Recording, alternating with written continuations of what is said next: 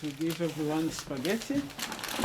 When it comes to serving the community, Jean-Claude Mignazamo believes in a hands-on approach. Today we are serving more than 800 families with the food. Making these deliveries in his southwest Calgary community wasn't always part of the plan for Umoja Community Mosaic.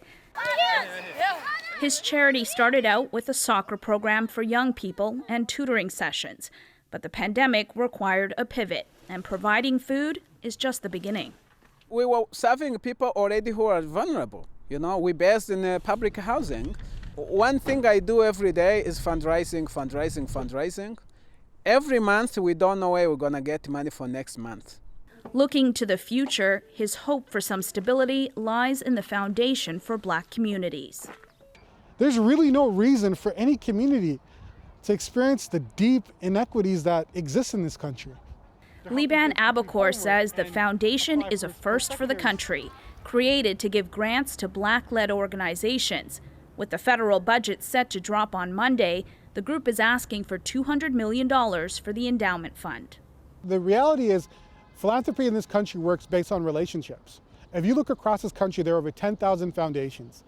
All of them are predominantly white-led. In a recent report, researchers looked at 40 Canadian foundations and found that for every $100 given in grants, less than 30 cents go to Black-led organizations.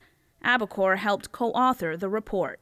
You think about that level of woeful underfunding, it's not surprising then that so many of our organizations that are providing essential services to Canadians, Black Canadians in our communities, were struggling to survive. But with the spotlight on racial injustice in the past year, there has been a shift. I think a lot of Black-led organizations saw an outpouring of support, but I know many leaders like myself are also holding our breath because we don't want this to just be a trend. Finding ways to keep the funding coming is always on the mind of Eugenia Addy with visions of science. I wanted to be a doctor. The organization delivers STEM opportunities to kids in marginalized communities. We know, even as a result of this pandemic, how important science, technology, engineering, and math is and how we engage every day.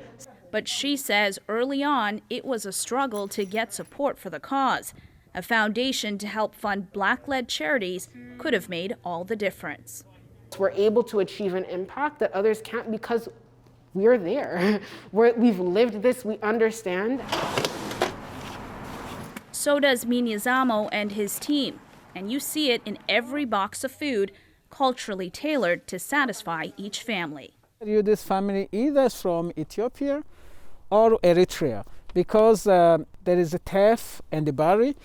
You know that's food to make Angela. Recognizing a need and meeting it.